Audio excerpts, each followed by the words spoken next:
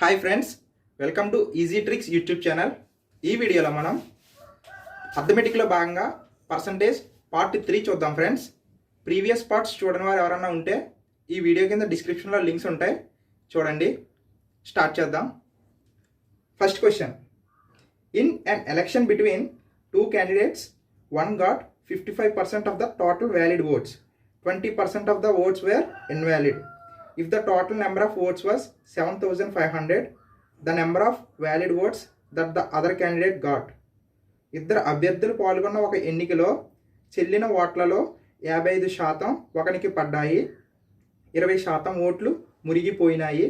మొత్తం ఓట్ల సంఖ్య 7,500 అయితే రెండో అభ్యర్థికి ఎన్ని సక్రమమైన ఓట్లు పడ్డాయి? ఫ్రెండ్స్, క్వశ్చన్ అర్థమైంది కదా. ఇది ఎలక్షన్ బేస్డ్ క్వశ్చన్స్లో టైప్ 3. ప్రీవియస్ పార్ట్స్లో మనం 2 టైప్స్ డిస్కస్ చేసాం ఎలక్షన్ మోడల్లో. ఇది వేరే మోడల్. ఫస్ట్ 2 క్యాండిడేట్స్ ఉన్నాయన్నారు. సో క్యాండిడేట్ 1 క్యాండిడేట్ 2 అనుకోండి. టోటల్ ఓట్స్ వచ్చేసి 100%. సో ఇందులో 20% అనేది ఇన్వాలిడ్ అన్నాడు, అంటే చెల్లని ఓట్లు ఇన్వాలిడ్. వ్యాలిడ్ ఓట్స్ ఎన్ని అవుతాయి ఫ్రెండ్స్? ఆబ్వియస్లీ 100% నుంచి 20% తీస్తే 80%. సో 80% అనేది వ్యాలిడ్ ఓట్స్.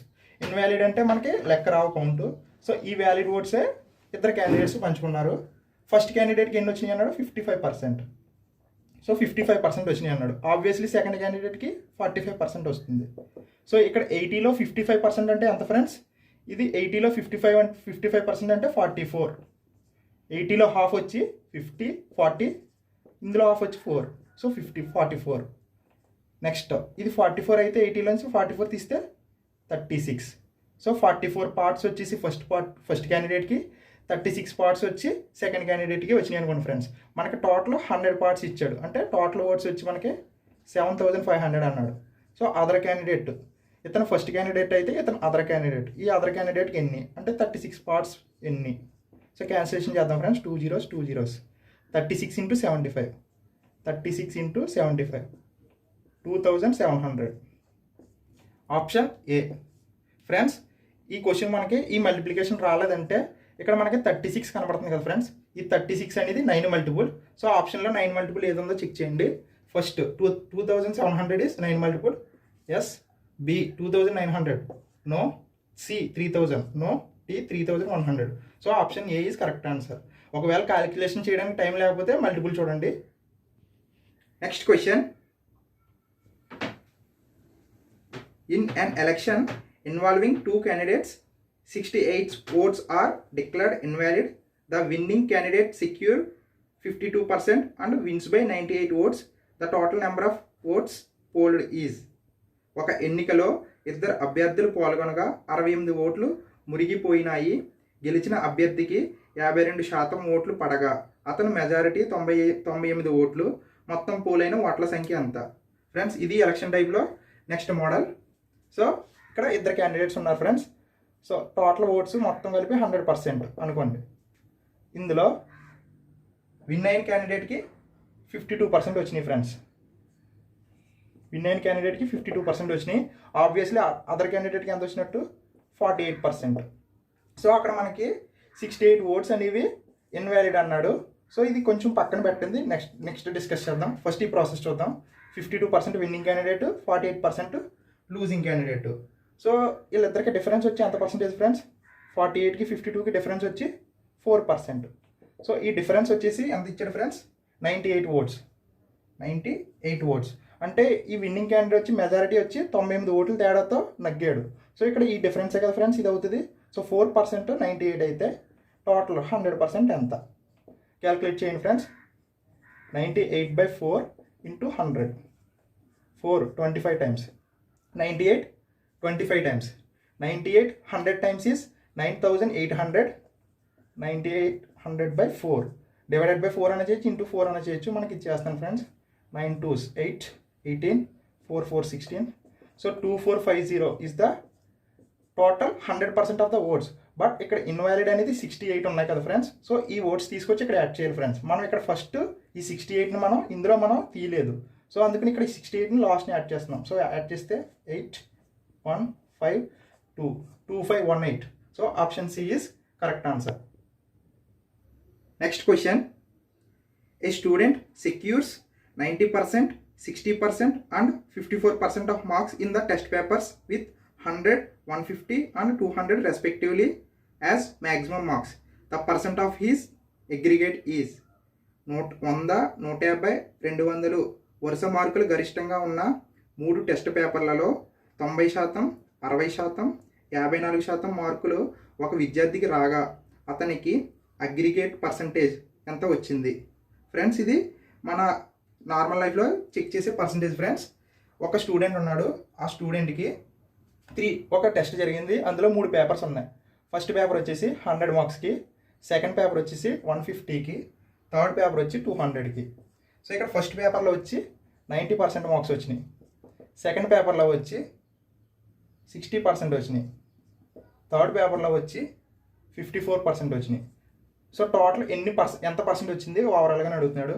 ఫస్ట్ 100లో 90% అంటే 90 ప్లస్ 150లో 60% అంటే 150లో 60% అంటే ఇది కూడా 90 ఫ్రెండ్స్. ఆల్రెడీ మీకు పర్సంటేజ్లో ఎలా క్యాలిక్యులేట్ చేయాలో చెప్పాను.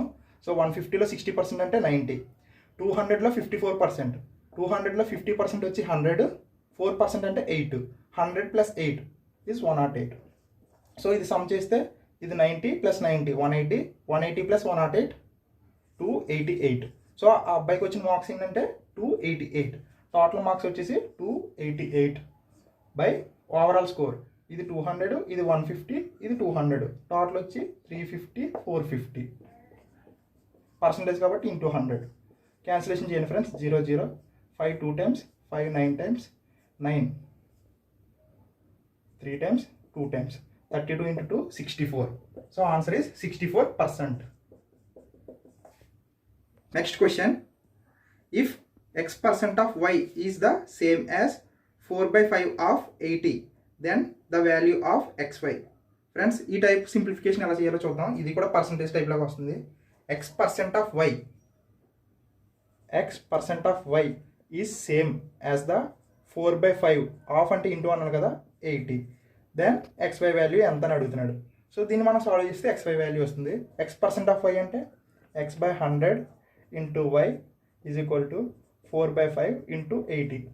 5 1 times 6 times xy equals to ఈ 100 కూడా ఇటు సైడ్కి వస్తే 4 into 16 64. సో ఈ 2 zeros. So answer is 6400. So ఆప్షన్లో 6400 లేదు కాబట్టి option D none. Next question. If p% of p is 36, then p is equal to. So question ఇక్కడ ఏమి ఇచ్చాడు? p% of p is 36. Then p value ఎంత అని అడుగుతున్నాడు. సో p% of p అంటే p/100 into p is equal to 36. So p into p అంటే p² is equal to ఈ 100 ఇటు సైడ్ వస్తే 36 into 100. So p² equals to వచ్చింది. మనకు p కావాలి కాబట్టి √36 into 100. సో ఈ 36 into 100 అనేది డైరెక్ట్ స్క్వేర్ చేయలేకుండా సింపుల్గా దేనికి దాన్ని స్ప్లిట్ చేసుకుందాం. 36 ఉంది కదా, √36 స్క్వేర్ వచ్చేసి బయటకు వస్తే 6, √100 అంటే బయటకు వస్తే 10. So 6 into 10 60. So answer is 60. Option B is correct answer. Next question. If A is 150% of B, then B is what percent of A plus B? Friends, ఈ క్వశ్చన్లో మనకి ఏ కోసం బి కోసం ఇచ్చాడు. So A B. సో ఇక్కడ ఏ అనేది ఈ below 150% ఉందండి ఫ్రెండ్స్. అలా అయితే ఈ బి అనేది ఏ ప్లస్ బి ఈ రెండు కలిపి దాంట్లో బి అనేది ఎంత శాతం ఉందని అడుగుతున్నాడు. సో ఈ టైప్ ఎలా చేయాలి చూద్దాం. మనం ఫస్ట్ బిని 100 అనుకోండి. బి 100 అనుకున్నాం. సో అప్పుడు ఏమవుతుంది? ఇందులో 150%, 100లో 150% అంటే 150, 100లో 150 అంటే 150%. So A is 150, B is 100. Next question ఏమి అడిగాడు? Then B is what percent of A plus B. B అంటే ఎంత ఫ్రెండ్స్? 100. వాట్ పర్సెంట్ ఎంత పర్సెంట్ అంటున్నాడు దేనిలో? A plus B. A plus B అంటే 150 ప్లస్ 100 అంటే 250. ఈ 100 అనేది 250లో ఎంత పర్సెంటేజ్? ఇదే friends. 50 2 times, 50 5 times, 5 20 times, 20 into 2 40%. So ఈ బి అనేది ఏ ప్లస్ బిలో టోటల్లో 40% ఉంది. So option B is correct answer. Next question. Rohit spends 40% of his salary on food, 20% on house rent, 10% on entertainment, and 10% on convenience. If his savings at the end of the month are 1500 rupees, then his monthly salary is. Rohit తన జీతంలో తిండి ఖర్చుకు 40%, ఇంటి అద్దెకు 20%, విలాసాలకు 10%, వాహన ఖర్చులకు 10% ఖర్చు చేశాడు. నెలాఖరుకు 1500 రూపాయలు ఆదా అయితే అతని మొత్తం నెలసరి జీతం ఎంత? ఫ్రెండ్స్, ఈ టైపు సమ్స్ ఎలా చేయాలో చూద్దాం. సో ఇక్కడ రోహిత్ అనేవాడు ఉన్నాడు. వీడు ఒక జాబ్ చేస్తున్నాడు. వీడికి శాలరీ వచ్చి మనం 100% అనుకుందాం. ఫస్ట్ శాలరీ అంత తెలియదు కాబట్టి మనం 100% అనుకుందాం. సో ఈ 100లో ఫస్ట్ ఫుడ్కి Rohit spends 40% on salary and ఫుడ్కి ఎంత ఖర్చు చేస్తున్నాడు ఫ్రెండ్స్? 40%. నెక్స్ట్ హౌస్ హౌస్కి వచ్చేసి రెంట్ ఇవ్వడానికి 20%. నెక్స్ట్ ఎంటర్టైన్మెంట్ పర్పస్ కోసం 10%. నెక్స్ట్ 10% వచ్చి కన్వీనియన్స్. టోటల్ వచ్చి 40%, 60%, 10%. సో ఇవన్నీ యాడ్ చేస్తే 80% అవుతుంది ఫ్రెండ్స్. 80% అనేది ఎక్స్పెండిచర్. ఫుడ్ విషయంలో, హౌస్ విషయంలో, ఎంటర్టైన్మెంట్ అండ్ కన్వీనియన్స్. 100% శాలరీ అయితే అందులో 80% ఈ ఖర్చులకు అయిపోతుంది. ఇంకా రిమైనింగ్ వచ్చి 20% అనేది సేవింగ్స్ చేస్తున్నారు ఫ్రెండ్స్. అంటే 100%లోంచి 80% తీస్తే 20%. ఈ 20% సేవింగ్స్ వాల్యూ వచ్చి మనకి 1500 ఇచ్చాడు ఫ్రెండ్స్. సో మనం టోటల్ శాలరీ అడుగుతున్నాడు అంటే 100%. సో 20% వచ్చి 1500 అయితే 100% ఎంత? క్యాన్సిలేషన్ చేయండి. 2 వచ్చి ఇందులో 75 times. So 75 into 100, 7500 rupees. So option B is correct answer. Next question. Kunal spent 35,000 rupees in buying raw materials, 40,000 rupees in buying machinery, and 20% of the total amount he had as a cash with him. What is the total amount? Kunal ముడి సరుకులు కొనడానికి 35,000 రూపాయలు, యంత్రాల కొనుగోలుకు 40,000 ఖర్చు చేయగా నగదుగా మొత్తం సొమ్ములో 20% అతని దగ్గర ఉన్నది. అతని వద్ద మొదట్లో ఉన్న మొత్తం డబ్బు ఎంత? ప్లస్ ఈ టైప్ సమ్స్ చూద్దాం. కునాల్ అనే అతను ఉన్నారు, ఎవరో సపోజ్ కునాల్. సో ఈ కునాల్ దగ్గర 100% అనే అమౌంట్ ఉందనుకోండి. ఫస్ట్ ఇతను ఏం చేస్తున్నాడో, ఫస్ట్ 35,000 అనేది ముడి సరుకులు కొనడానికి యూస్ చేస్తున్నాడు. అదేవిధంగా 40,000 వచ్చేసి ఏదో నగదు ఏదో కొన్నాడు. టోటల్ మొత్తం వచ్చి 75,000 అనేది మొత్తం ఖర్చు చేస్తున్నాడు ఫ్రెండ్స్. ఈ కొనాలని అతను ఈ రెండు కొనడం వల్ల 75,000 అనేది ఖర్చు చేశాడు టోటల్ 100%లోంచి. ఇంకా అతని దగ్గర ఎంత ఉందన్నాడు ఫ్రెండ్స్? 20% ఉన్నదన్నాడు. బట్ అక్కడ ఎంత అమౌంట్ ఉందో చెప్పలేదు, కానీ పర్సంటేజ్లో చెప్పాడు మనకి. ఇవన్నీ ఖర్చు చేయగా ఇంకా రిమైనింగ్ 20% ఉందని చెప్పాడు. అంటే ఖర్చు చేసినంత అమౌంట్ అంతా మనం 80% అని తీసుకోవాలి. ఎందుకంటే టోటల్ 100% అమౌంట్ అనుకుంటే ఇవన్నీ ఖర్చు చేయగా 20% రిమైనింగ్ ఉందంటే ఖర్చు చేసింది వచ్చి 80% అవుతుంది. అంటే 100% మైనస్ 20% అంటే 80% కదా. సో మనకి ఈ 80% వాల్యూ ఇచ్చారు ఫ్రెండ్స్.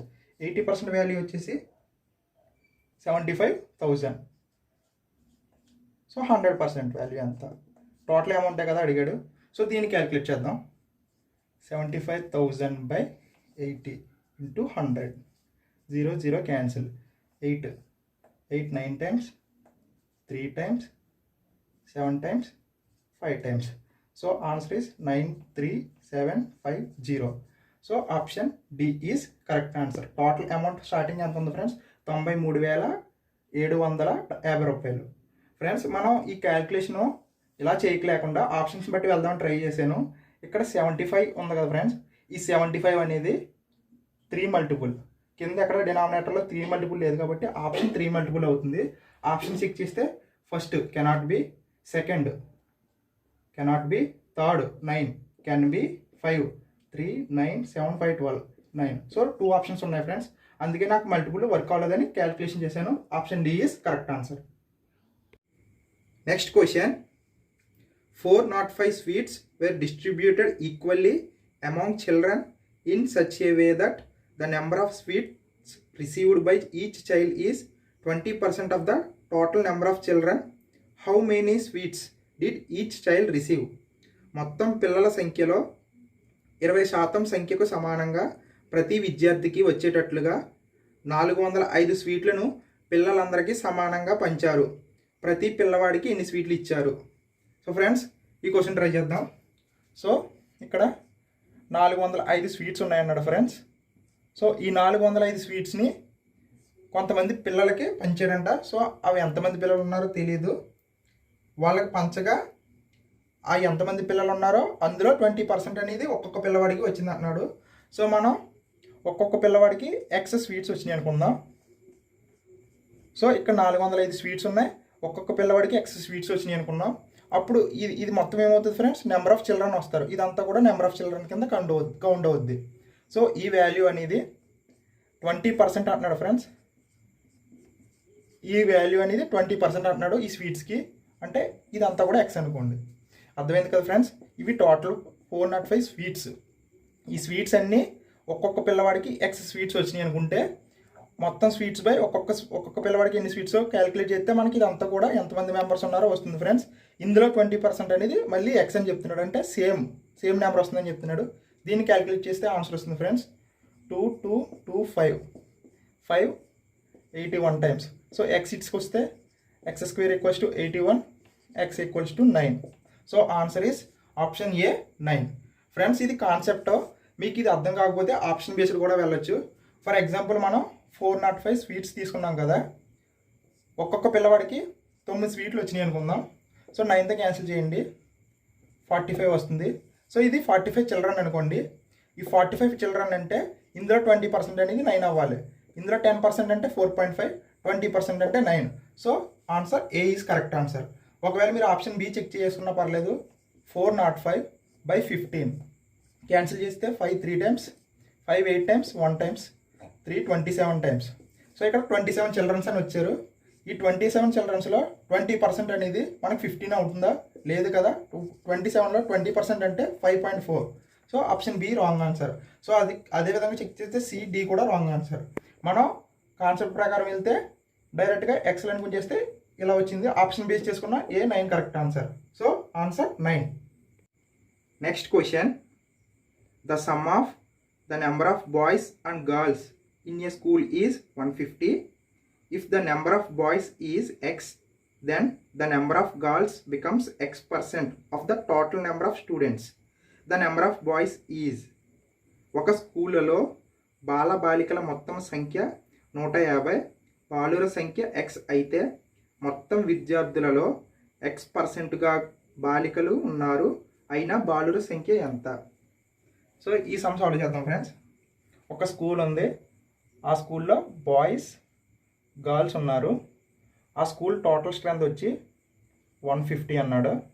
బాయ్స్ గర్ల్స్ కలిపి 150 అన్నాడు. బాయ్స్ వచ్చి మనకి క్వశ్చన్లో ఎక్స్ అని ఇచ్చాడు. సో బాయ్స్ వచ్చి ఎక్స్ అని ఇచ్చాడు. గర్ల్స్ వచ్చి ఈ టోటల్ స్ట్రెంత్లో x% అని ఇచ్చాడు. అంటే బాయ్స్ ఎంతమంది ఉన్నారో అంత పర్సెంట్ అని ఇచ్చాడు టోటల్ స్ట్రెంత్లో. అంటే మనం దాన్ని ఎలా రాసుకోవచ్చు?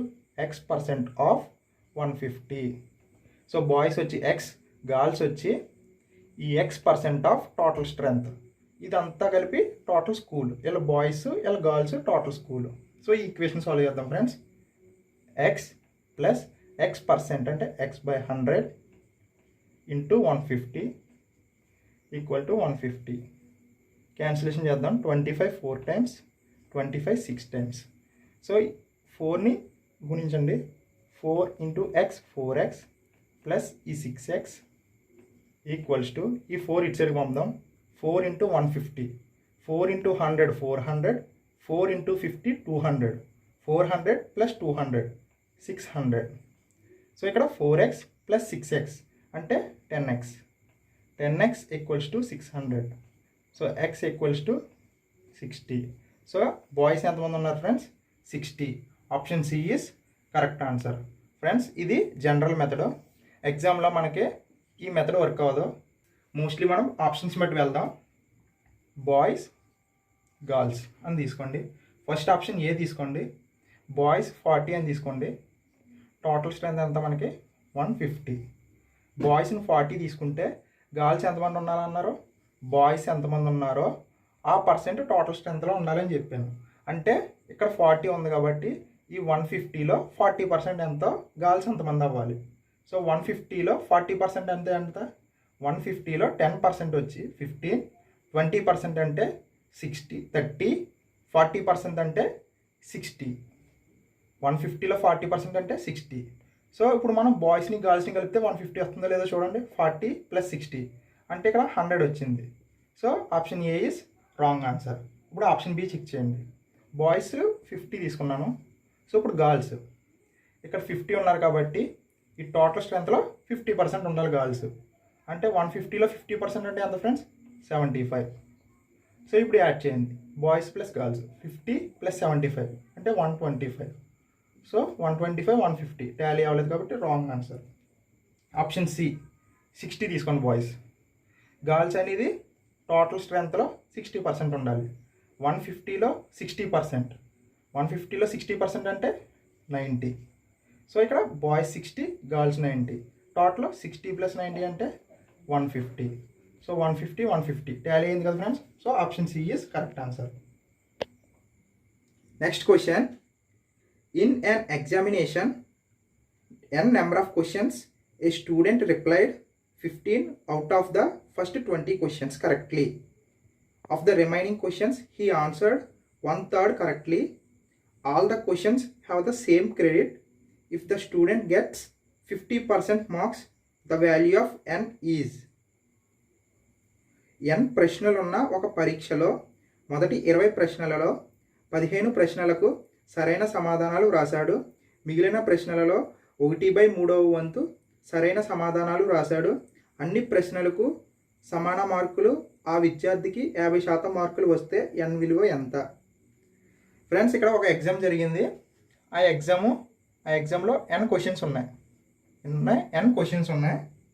ఆ స్టూడెంట్ ఆ n క్వశ్చన్స్లో ఫస్ట్ 20 క్వశ్చన్స్ వచ్చేసి రాశాడు. అందులో 15 కరెక్ట్ రాశాడు. ఫస్ట్ 20 క్వశ్చన్స్కి 15 కరెక్ట్ రాశాడు.